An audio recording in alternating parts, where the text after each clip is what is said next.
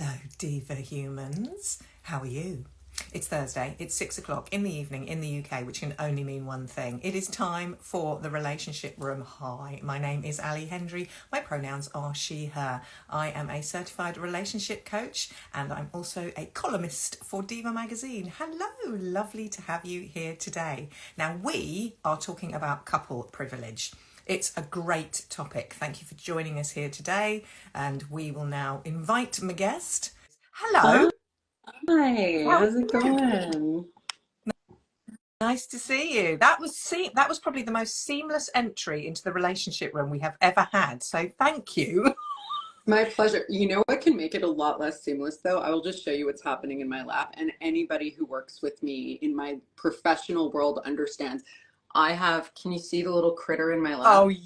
I yes. Yes. So what can Yes. become really not so seamless is when he decides that it's time to get up, I will have to eject him from the room. So that will be less seamless, but I'm so glad that we were Oh my able to gosh. work this out. I love the critter energy. And sometimes I get joined by a fairy creature. We don't know, it might happen. So it would be shared fairies. Would you like to introduce yourself, share your pronouns, should you Sure. wish, and let us know what you do? I always wish to share my pronouns, so thank you. Hi, I'm Marla, or you may know me from places as PolyaMarla. I use they, them pronouns. You do. Yes, I've got it written there backwards so that Thank it's you. the right way I was round. going to say I see it perfectly. Yeah, thank you. What do you do? What are you known for? Yeah. I am a therapist and an educator and an author sometimes, um, and a trainer and a consultant and meow meow meow. But I am focused specifically on relationships are my thing. Communication is my thing.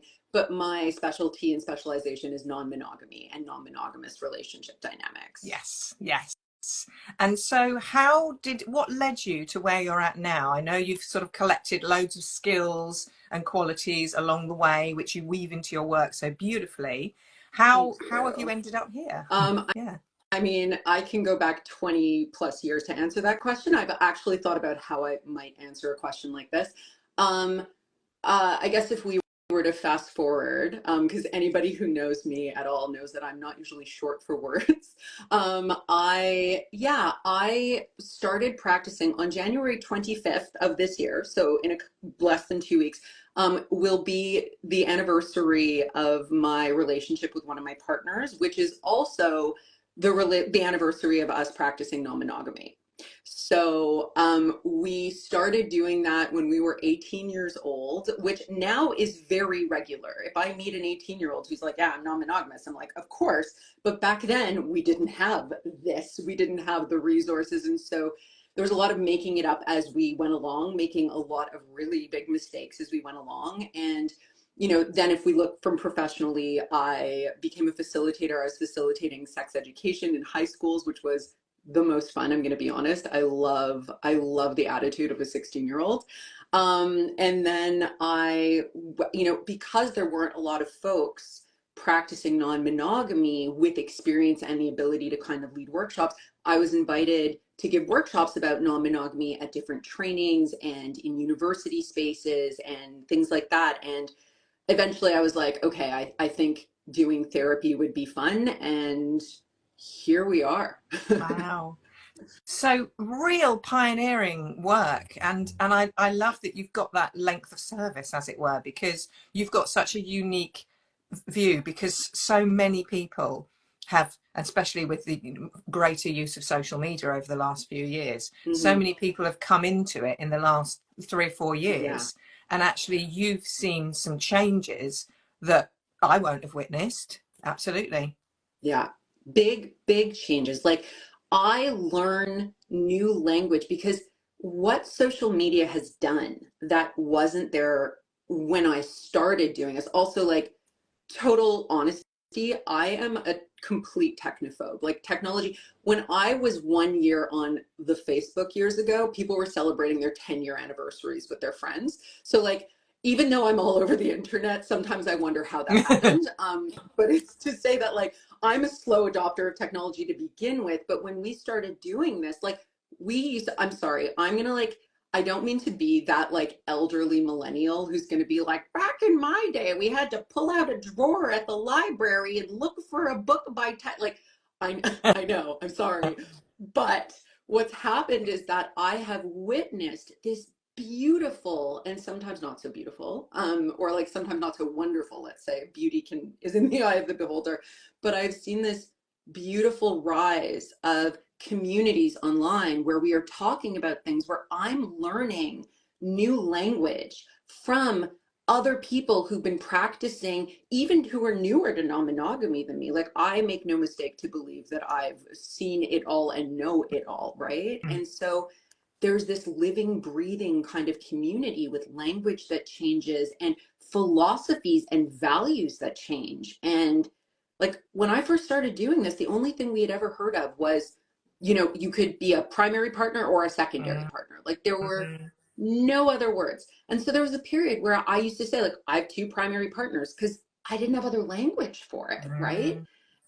And it's just evolved and is continually evolving. Yeah.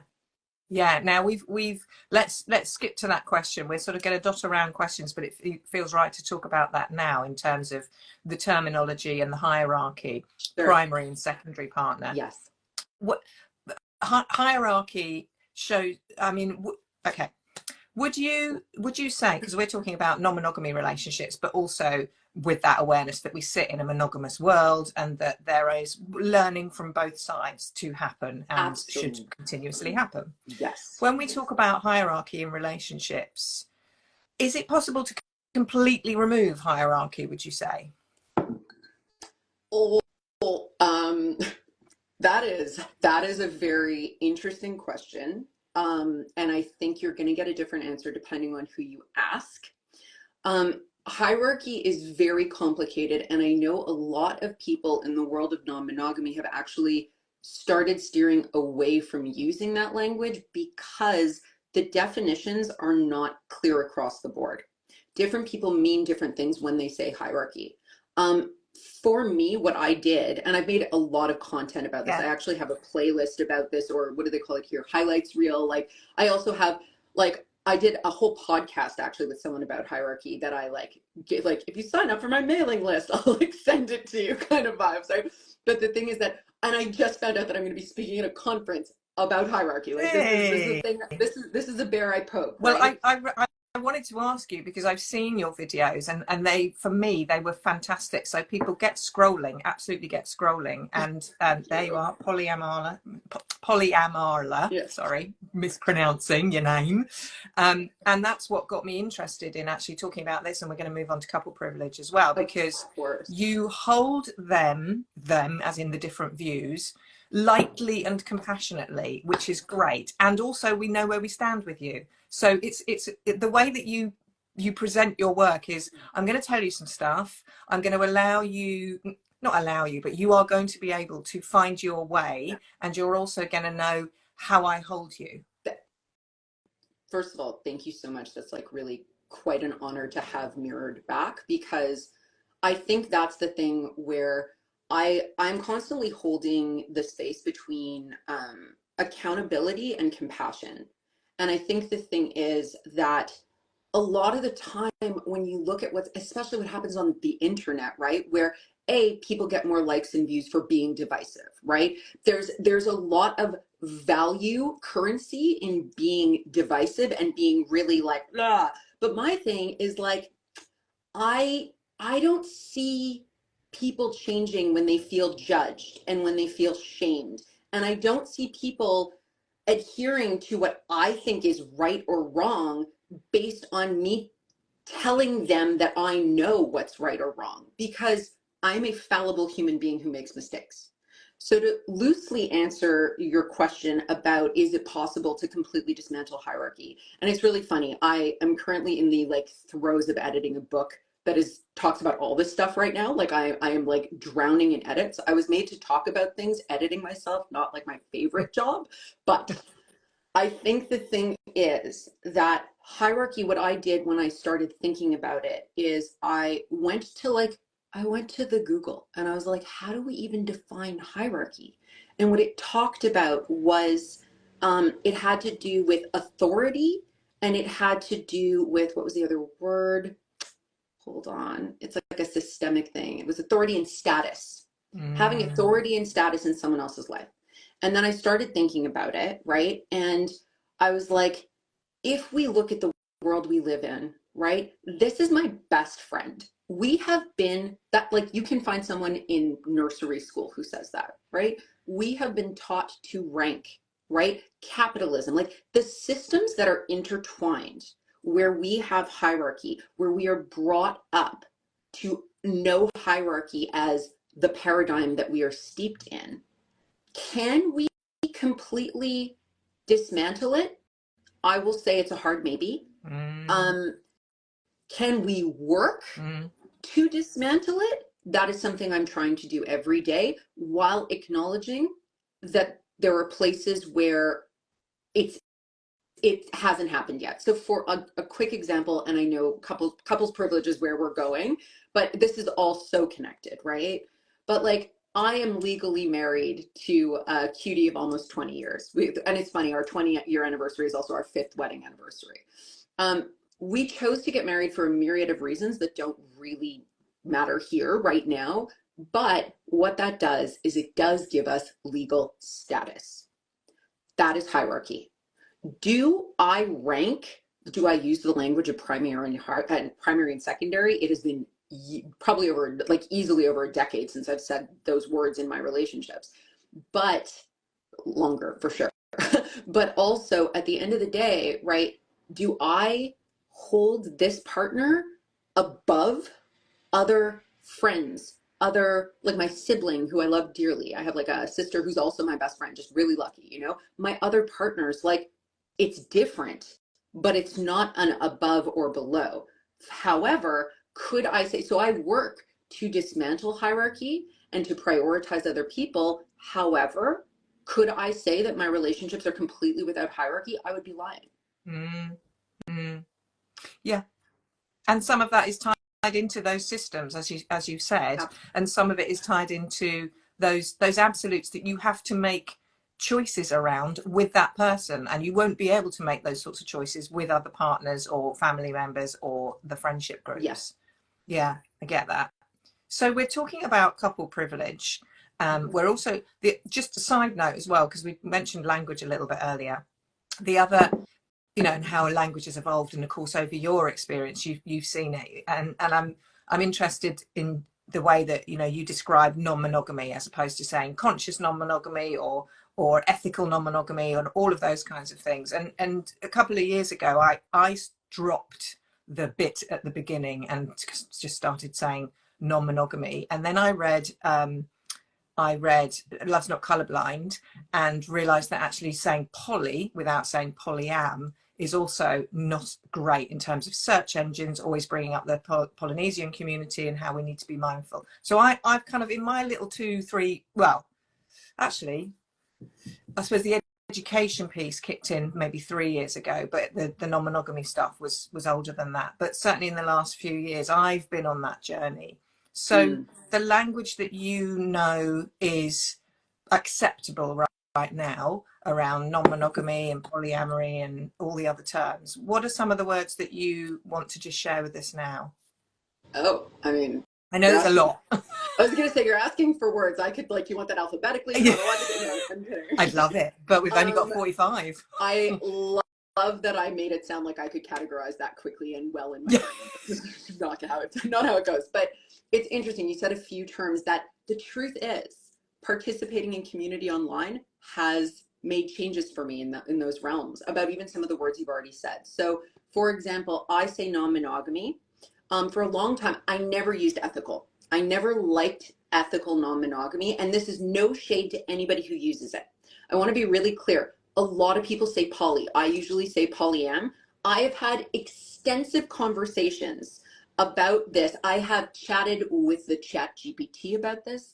I have looked this up for years. I've talked to partners and colleagues about this. The thing about poly, right? It's divided who feels which way about Polynesia, because that's a colonial term. What is Polynesian, right? So there are some people in those communities who feel very strongly that if I want to look up poly, I want to find people in my communities.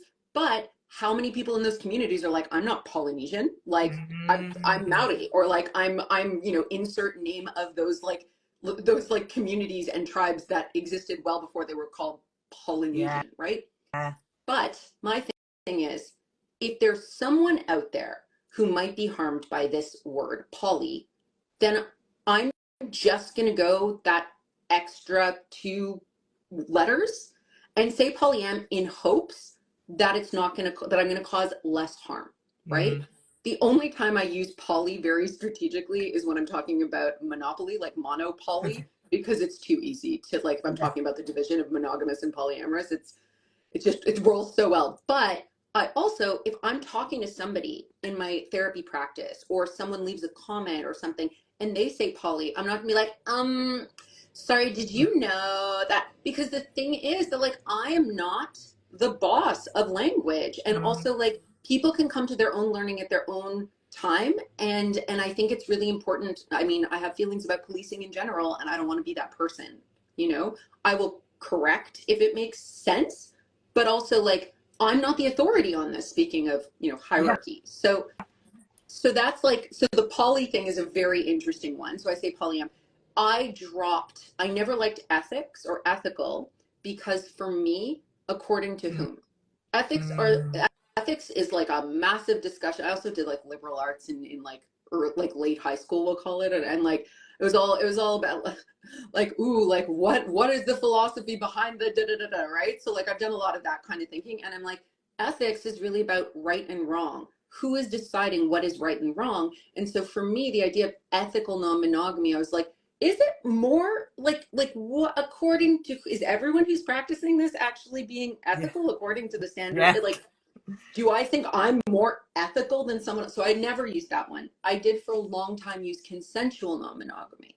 I had this idea that, like, okay, non-monogamy could also include cheating, which is not consensual, which is why for so long I used consensual non-monogamy. And then I got on the tiki-talkie. Mm. I got on TikTok, I got on the internet, and like, yeah, I have learned so much from so many people who've asked me great questions. And so I started investigating, like, wait a minute, I don't have to prove that I'm practicing consensual. Do we say consensual monogamy? Because how many people cheat Yeah. there? Yeah. And I was like, hold on, who am I proving myself to?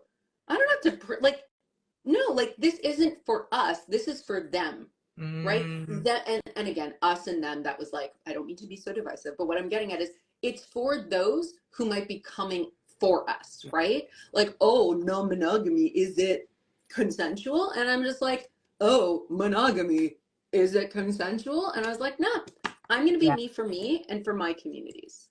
Yeah. Yeah. And I can really relate to what you said about, when you're running workshops or when you're in the space, the education space, and the questions that you get. I absolutely love running workshops around relationship topics, and I learn so much from the types of questions that people ask and what comes out of my mouth, because you don't know what they're going to ask, and you're like, oh, I didn't know I thought about it like that. That's really great. Or actually, you're asking me a question that I need to know more about, so thank you. I'm now going to go off down a rabbit hole and get crazy with the education. So yeah, love that. Absolutely. So Yes. how do you define couple privilege? Mm-hmm. Um, the way I would define couples privilege, I'm sorry, I say couples like apostrophe S, but it's just, it comes out of my mouth. It's not because you're saying, like, couple privilege is totally reasonable. Everyone says the same Okay, I way. hadn't thought about that actually. Because for me, it's Okay, yeah, like privilege belonging to the couple. It's an English shenanigan. It has nothing right. to do with it. So couples privilege for me, not just for me, I think in general, what we're talking about, and this, sorry, excuse me, this is not exclusive to non-monogamy. Couples privilege is built in to our society, to the status that is available to people who do things like marry, who do things like live as a couple so they can share the finances of humaning, right? They can share the responsibilities, right? In our society, we really see, like, it's more affordable to be in a couple, right? There's more security to be in a couple. Also, if we use that hierarchical perspective, decisions get made and there's a lot of power within the hands of a couple.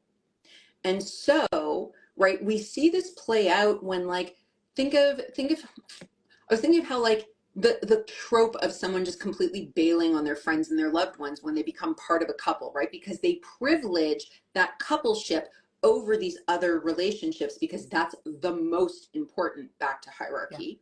Again, it's really hard to talk about one paradigm without the other, right? I used to do that all the time, by the way, all the time. I would get into an epic saga of a monogamous relationship, and I would absorb myself in my partner's family as well, and just totally get out of friendships and my family. Yeah.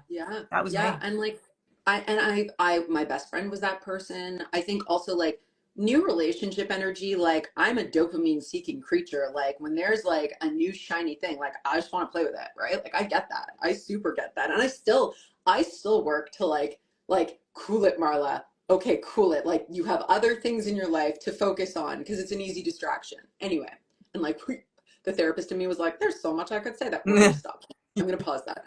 But coming back to couple privilege. So that's how we see it play. Couple privilege also looks like, you know, being able to have a say over someone's physical body, right? If we have status as a couple, depending on where you live, again, because we're in different places with different laws, but like legally, if something happens to me, my partner, right, in the monogamous sense, has a say, can come into the room, right? During COVID, when people weren't allowed in hospital rooms, right? Who's allowed in, right? A lot of the time it had to do with what is the legal status of coupleship and partnership.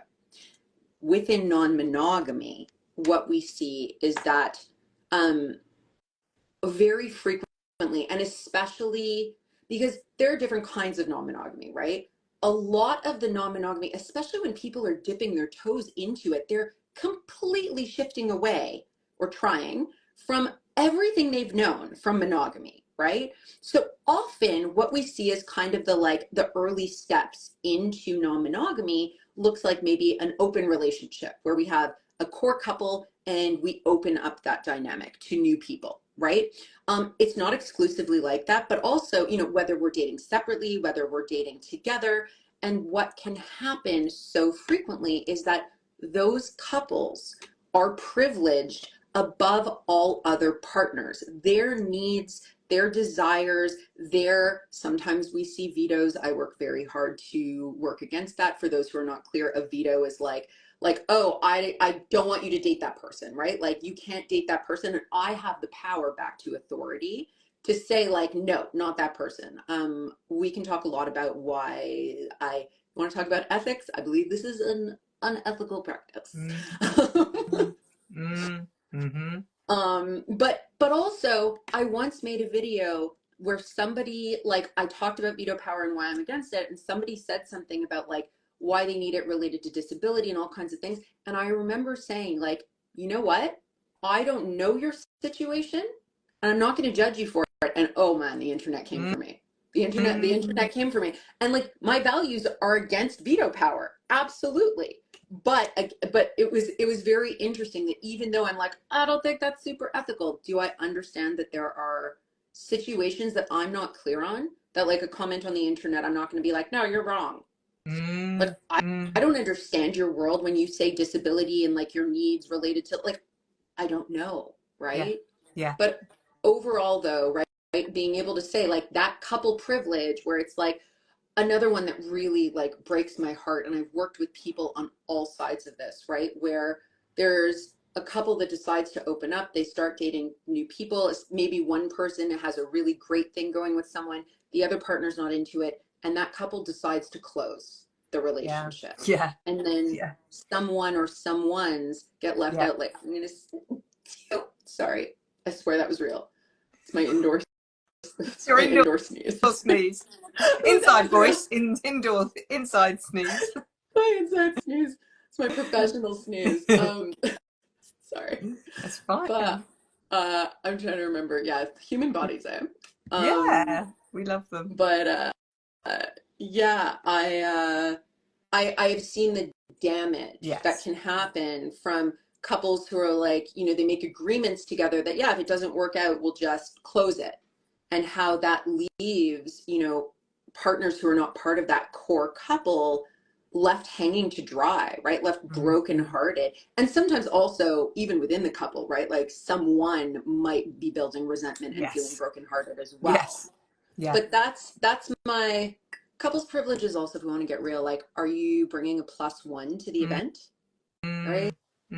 Like little things like that. Yeah, and there are so many examples, and thank you for sharing some of those here today, and really taking on that actually there are situations where a human is made to feel disposable, and that's just deplorable, absolutely deplorable. Yeah. So And go ahead. Go on. I can go for days. Please go. Well, I was thinking about people who are in monogamous relationships, people who are in non-monogamous relationships. I was thinking if they're listening to you talking now and they're thinking, and the work that you mentioned earlier in terms of reducing and being in more of an ethical space, consciously ethical space in terms of ethics, not as in ethical non-monogamy, but in terms of living ethically. Yep. I was wondering how people might what sort of guidance we could talk about. And I know, as we've said, your style is very much to say, well, you know, you do you, and I will give you some ideas that may work, or you may want to try some other things. In terms of reducing the impact of couples privilege, what could people start to think about? Oh my God.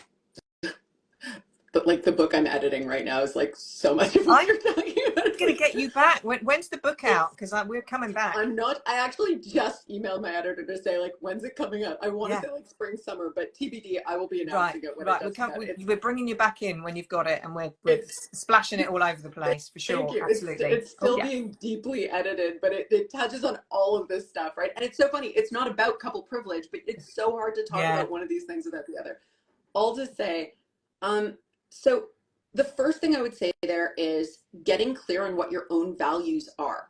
What are your own ethics and values, right? The thing is, how am I supposed to behave in a way that is ethical based on my ethics if I don't know what they are? If I haven't thought about what feels like integrity to me, what feels like sort of my own barometer for right and or thermometer, anyway, somethingometer, but my own measures of right and wrong. And again, life is so much more complex than simplicities of right and wrong. Like, I'm such a gray matter human, but not all of us are. Some people are very clear, right? Like this is it and this is not it for me. But getting clear on that to start so that we can be upfront with other people that we're in relationship, partnership, etc. with, right? If I don't know what matters to me, how am I supposed to co-create healthy relationships with other people, right? Yeah. So I would say it starts there. And then it's having conversations and being really clear with people. I once went on a date. This wasn't like, I feel like maybe dating me could be terrifying. Like I'm like a first date with me could be terrifying. I'm going to be honest, because I sat on a first date with someone who I was like, okay, so like, what are you interested in? What are you looking for? And there was a moment where I just was really clear. I was like, okay, so I want to be upfront with you. I will not live with you. I will not legally marry you. I will not share finances with you. I will not parent with you or parent anyone. And I do not want to share animals with you. I was like, just so you know, that's what's on the docket. I was like, I cannot commit to seeing you, like, more like, like, what do you want?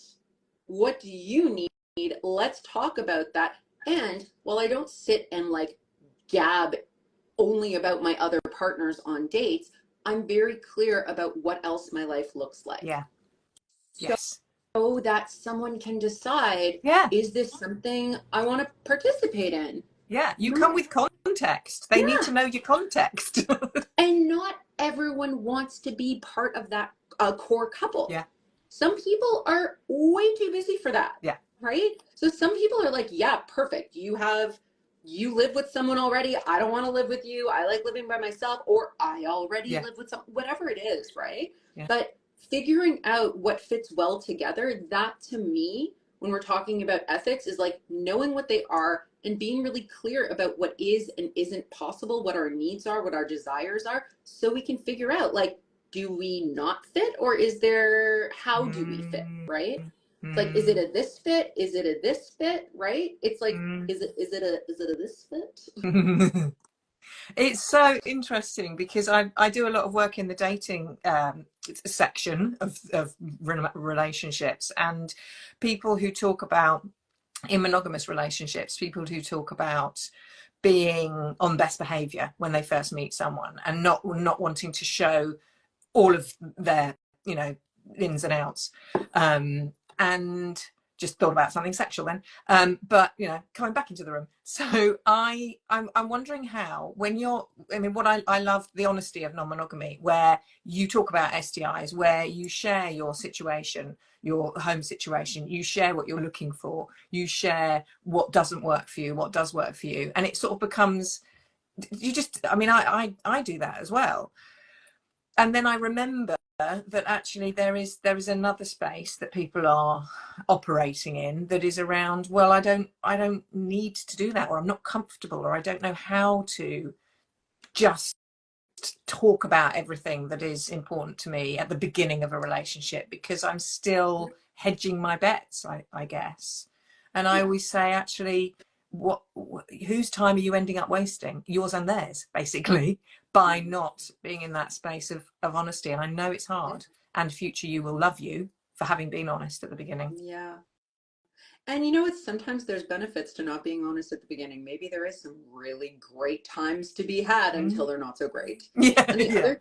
the other thing that I want to honor and name is that non-monogamy on paper does all these things that we're talking about, and non-monogamy from the mouth of Marla, who's made a lot of mistakes and who has practiced and is practicing and still makes mistakes, trust, right? Mm, It's not going to be the same for everyone. And just because someone is practicing non-monogamy, and this is why I don't love ethical, mm. is because not everybody does that, No, right? Like no, that's so true. I was in a sexy space recently with one of my partners, and we were going to engage with some other folks. And before we did, I was like, "So, where's everyone at in terms of STIs? Like, how are we taking care of ourselves? How are we feeling in terms of our needs?" And what? And I could see, right, these like Mm, new people. Like one of them was like showed up to that party, and the other one was like, oh, that like, because they're obviously not used to it, mm, right? And mm. I understand not everyone has the same Yeah, practices, and what you just said was really valuable too, Ali, this piece about like not everyone has the skills to just like, how many of us are not as comfortable. I'm just like made of language, right? Not everyone's as comfortable with their yeah, words. yeah, Not yeah. everyone's as comfortable to sit down and just be like, "Bleh, this is my authenticity," like hanging out on the table on a first Mm, date. And so I think it's super fair to say that like practicing non-monogamy does not make us automatically better at this. no. And it doesn't mean that everyone goes on a first date as scary as with me. Yeah, that's so true. Yeah, I get that. I get that. We've actually had a comment come in saying, "I've just arrived. What did I miss?" Well, interestingly, this will get This is being recorded as we speak. I mean, I think all lives are recorded. You just decide to save them or not. It will be saved on the Reels tab of Diva magazine and the main profile. Yeah. It will be saved in on your profile and my profile as well. Yeah. So you've got those there. Yeah. So you will be able to access it, because you've missed some whoppers, people. If you've just joined us, we've got another 10 minutes left. There is so much. We're talking about couple privilege. We've also been talking about hierarchy. We've been talking about language. We've been talking about bringing in ease into our relationships. We've been talking about different ways of entering new relationships and more. I mean, so much more than that. So where are we? What have I got left to say? I think we will, yes. Da, da, da. Okay, so time. What are you currently working on right now? The book, obviously, as we've heard, and Yeah. that's just more than enough. Yeah. Like I think like grieving the experience of being a human in the world is probably one of the bigger ones that I had not I didn't Wow. have as prominently on my 2025 bingo card, but here we are. Um, but professionally, I actually tonight start for therapy perspective, a supervision training. So training to become a therapy supervisor. Oh, this guy is, Oh, well, there we go. hey buddy. This is There's the Mighty little for anyone. critter. Oh, The look critter at is you. critter. He is very. Yes, the He has like cutest. he has an endless kitten face. What is less cute is when he eats your wires or literally my clothes. Yeah. He eats fabric. Anyway, we digress. But yeah, I am editing a book right now about paradigms related to non-monogamy and mononormativity. TBD.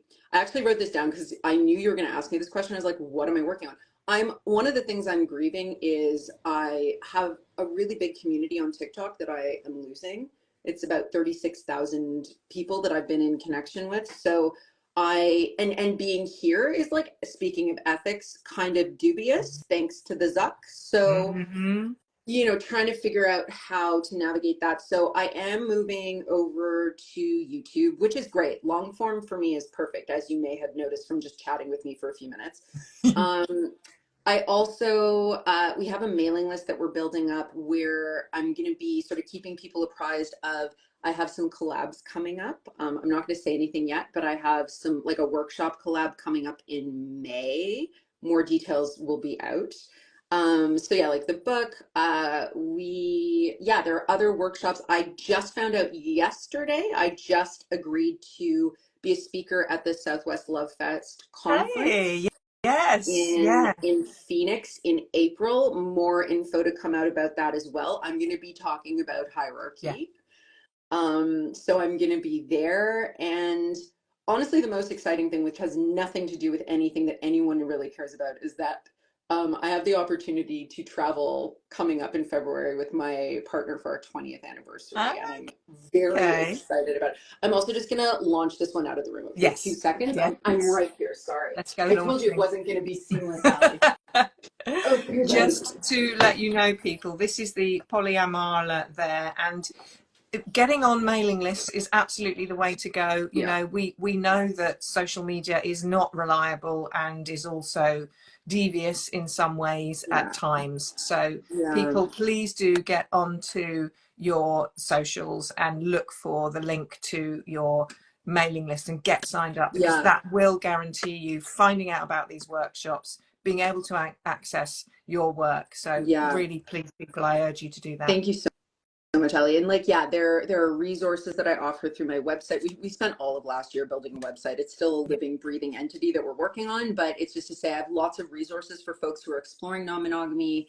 And the mailing list, like, I'm just tiptoeing into there because I'm like, okay, like, rethinking the world after I've been posting pretty much daily on these sort of social platforms and being like, okay, how do I redirect? But yeah, also, like, looking forward to maybe running some groups in the coming year, like online. So, and maybe also in person. I live in the woods right now. I'm very close to Toronto. I'm based in Toronto, but I see a lot more snow and squirrels than I do people. And so I'm like, oh, maybe it's time to just, like, do a little bit more Yeah.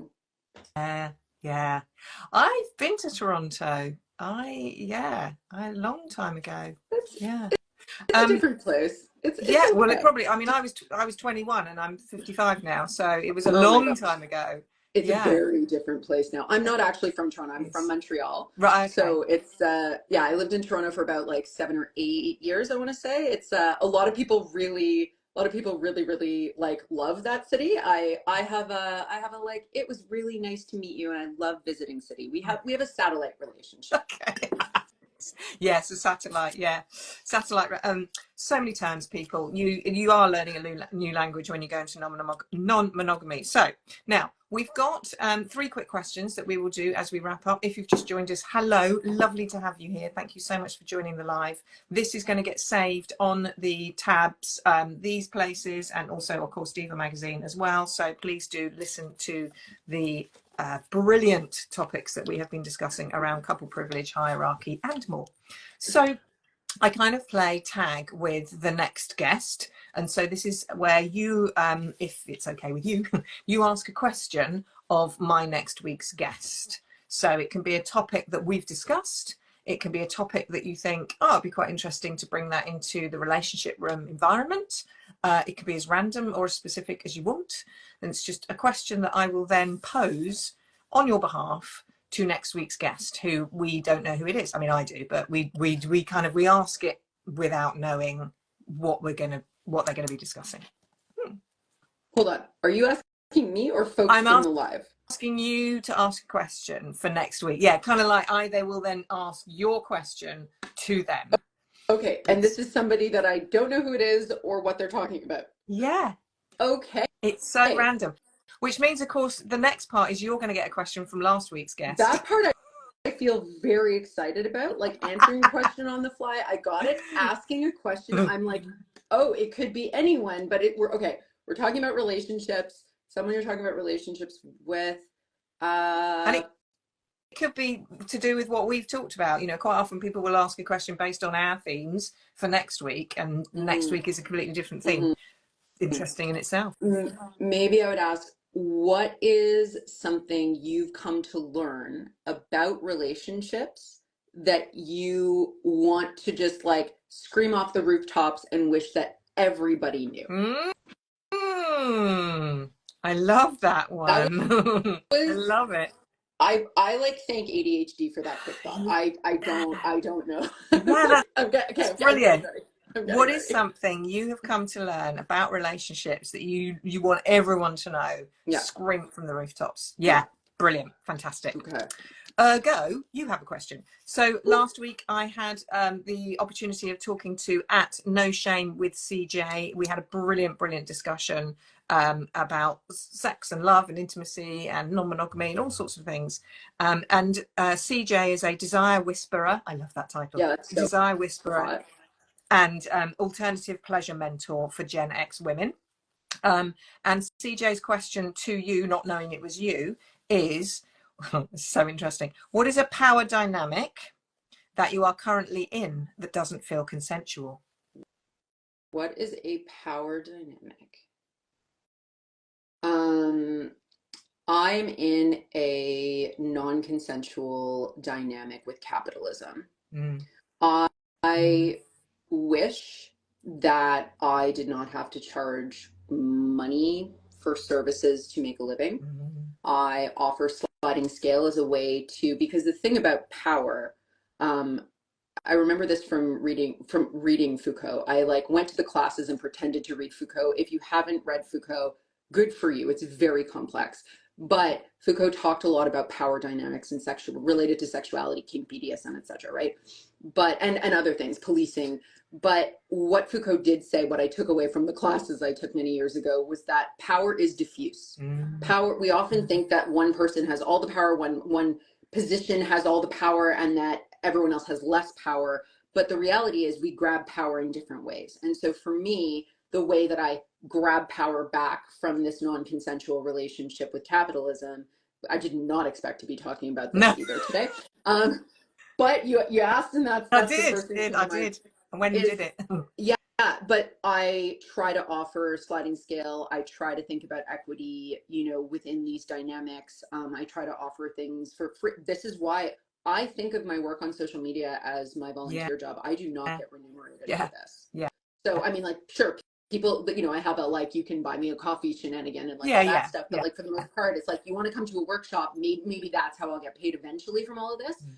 Buy the book one day. But the truth is that, that is a non-consensual relationship that I'm working to have whatever power I can grab within it, while also recognizing that that's not the world that I want to be trying to survive in, when we could be in community and thriving. Yeah. When I love your brain. When CJ asked that question, and I knew it was going to be you who's going to be answering it, I did have a little wry smile, and I knew you'd give it some welly, as we say in the UK, and you really did. We've got a couple of questions that have come in, actually. I've got one final question for you, but I wonder if we can just zip through these very quickly. One is and there's recognition about the Toronto relationship. One is, have you read sex? Sorry, I just want to say, for people who love Toronto, my apologies. It's just my thing. It's my thing. Sorry, please absolutely. I get it. One is, have you read Sex at Dawn? Sex at Dawn talks about, I think, relationship anarchy a little bit. Leads into relationship anarchy. Yes, I don't have it like forwardly. It's I think it's one of the books that I have in my resources section Yeah. on my like on my website. Yes. So yes, I do believe that I have read that. If I'm there's a lot of wires getting crossed in my brain. Yeah. Yeah. Okay. Great. And then the other question is, in non-monogamy, if a new relationship is very rushed, could it be looked upon as love bomby, especially if the word love is being thrown around in less than a month? I don't think this is a monogamy, no monogamy question. I Mm. think, like the classic U-hauling situation that we talk about very often in a monogamous context, right? I think that it's interesting because I've used the word love early on in a relationship, but was very, very clear that for me, love was not in love, that love was like, I love the people I work with, for example, as a therapist. Mm-hmm. That's not an in love. Like, I think in Greek there's like 5 different words for love, right? Like Mm-hmm. the fact that we have one word to describe all of these feelings Yeah. is totally inappropriate. However, if I say love, it doesn't mean that you receive it the same way I mean it.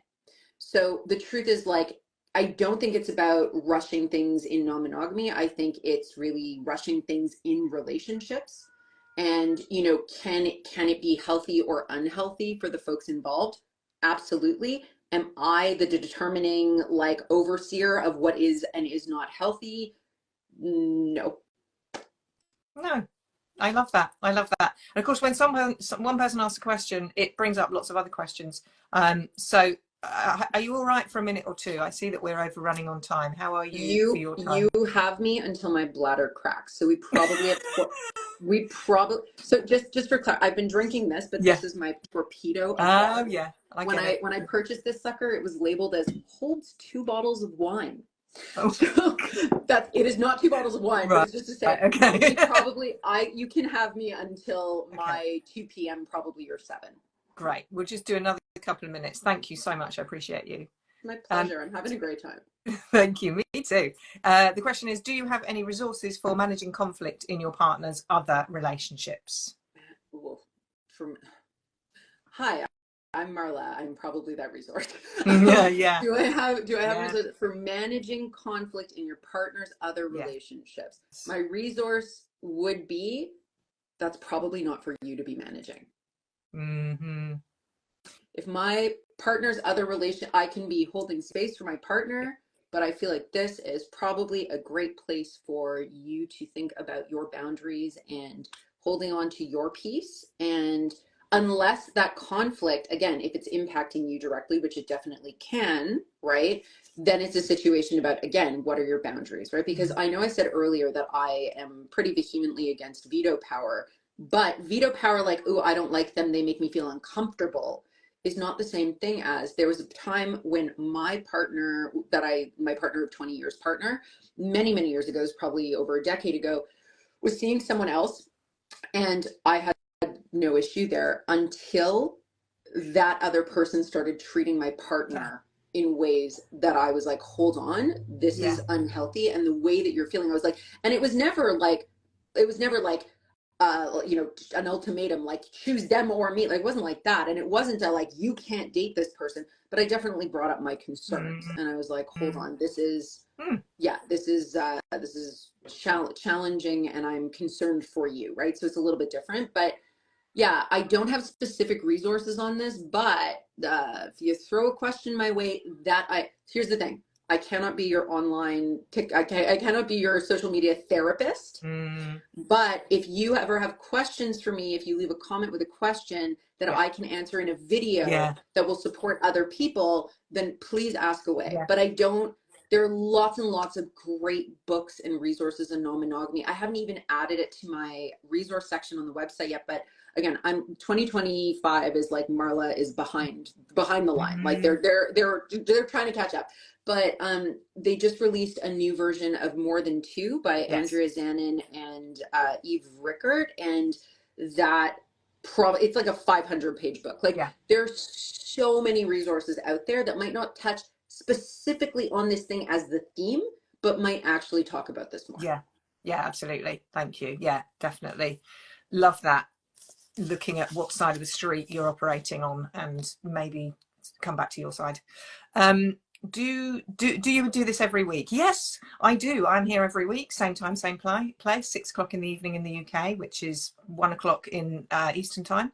Yes, so do come and join the relationship room. It's a weekly thing. Just checking to see if there's any more questions. Where to find non-monogamy people? Well, it depends where you live. Depends what you want. Depends if you want online or yes. Sorry, I'm answering for you. Where do you find non-monogamy people? There's so many places, but like, yeah, it's definitely online. There are a lot of communities online. If you live, like I live in a small town, I'm not finding them here, you know, but yeah, it depends on if you're looking for in the real world. The thing is, we're everywhere. Like, where do you find me? Yeah. The truth is, I said I live in a small town. It's not here. I don't know. I don't know what everyone else is doing. I don't know what their relationships are. So I think it's, yeah. But in terms of online, I don't love, it's not, I don't love online dating. I just, in general, it overwhelms me, and my gender hates it. Anyway, it doesn't matter. But Field is and again, I don't know where this person is located, right? Yeah. But FEELD. I know there are other dating sites that are specific to non-monogamy, and I know that now on certain dating sites you can actually label that you are non-monogamous. But if you're just looking for friends, like there are groups, there are all kinds of things. Like the internet has a lot. Yeah, it does. A lot. I am an educator for Wax as well, WeAreX, which is another app that is inclusive and open-minded. So you will find non-monogamous people on Wax as well, which is newer. It's only been around for a couple of years, similar to Field. Cool. So we've got another question. How's it spelled? Say that again. Wax. It's called WeAreX. Oh, and the WAX. Okay, yeah. You said R, and I thought like the letter, and then I got very confused. Right. Please go on. R. Got it. Harry. Yes. If you have clear agreements from the beginning of the relationship, such as doing everything together at least once, but then one partner shifts and does something separate with consent, of course. Oh, that's a statement. So I think that's in response. If you have clear agreements from the beginning of the relationship, such as doing everything together at least once, then one partner shifts and does something separate with consent, of course.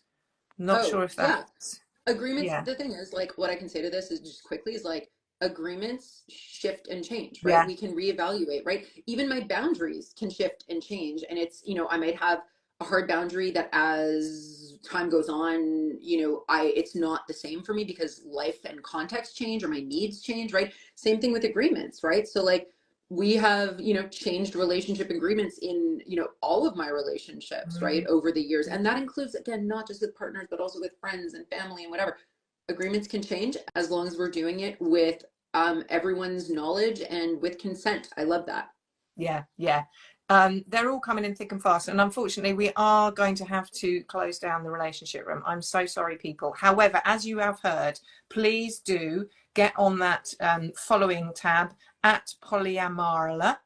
And what Marla does is creates content from your questions. And there are some great questions here. I'm very sorry that we haven't had a chance to answer those. We do start promptly at 6 and we do normally do just 45 minutes. So I'm sorry that you didn't get the memo, but come back next week. Different topics, different guests, same me. So the last question that I ask everybody in the space is, what is love? I already said that it's a lot of things. Yeah, I know. Love is, I think love is a conglomeration, mishmash of different emotional experiences that exude care and tenderness and empathy and accountability and ferocity. I think love is an action. I think love and a feeling, right? But also, as I was saying, love has different flavors for different people, and love is a great thing to clarify and define in relationships. Love was a word. So I was 18 when I said, and this is going to be my big, but this is a good one. When I was 18, I accidentally fell in love with my now partner of almost 20 years. We looked around us at what people were calling love in the world of teenagehood. And we were really disturbed by what we were seeing. We were seeing people cheating who were saying, I love you to their partners. We were seeing people, you know, hopping in and out of relationships saying, I love you, just like, you know, and we didn't, and we were also just kind of like angry teenagers who were like, screw that, you know, but we desperately were trying to find other words. Like, what else can we use? We didn't want to say love because it was like somehow cheapening what we felt like we were Mm. building, right? And then there was this song by the band Stars, and there's the lyrics were, I'm trying to say what I want to say without having to say I love you. Quite profound at the time. Anyway, fast forward, and I realized there are so many words for the way that we hate in the world. There's so many words for the way that we don't like things and each other. And I decided, screw that. I love. I love a lot. I love loudly. I tell my counterparts at work that I love them, and then I say in a very boundaried and professional way. But love is a perception. Love is a feeling. Love is all those things. And I'm going to stop talking now, but I feel like that could be my next book. It's amazing. Yeah, I love that. I'm just letting it absorb. I'm going to be listening back to this a fair few times as well, people. I don't know about you who've just joined us. Thank you for joining us. This will get saved on the Reels tab and these tabs as well. So please do. This is mine, Ali Hendry Coaching, and then you have PolyaMarla underneath as well. Please do subscribe and share. There's so much valuable content that you share, as you said, for free. It's your passion. It doesn't pay the bills. We need to get people into your mailing list. I was going to say, so please come to my workshops and help pay the bills. I would love that. Yes, exactly. Because I'm in a non-consensual relationship with capitalism. I know. I hear it too. You know, I as you said earlier, I also have raked charges, and that's been from the beginning, and it's really hard to have that when you're still a newish business as well. So it's, yeah, we need support to do the free stuff for people who really can't afford. So please, people, get involved with that. Thank you so much. You've been amazing. I've loved it. This has been really fun, and it's perfect timing because Mighty, who jumped out of my lap, is now screaming. He's named Mighty for his terrible meow, his mighty roar, and he is living up to his namesake at the door right now. So I'm going to go deal with that and my bladder. Thank you all so much. Thank you so much for this. Was really fun, Ali. It was really great to like meet you. Yeah, definitely. And those of you who have joined us, thank you so much. You've had some great questions. I'm sorry we couldn't get to all of them. Please do reach out to either of us, and we've got each other's details. We will make sure that you get answered in the way that you need in this space. So we are here to support and to serve you. So wherever you are in the world, good morning, good afternoon, good evening, and good night. Take care. Bye all. Bye.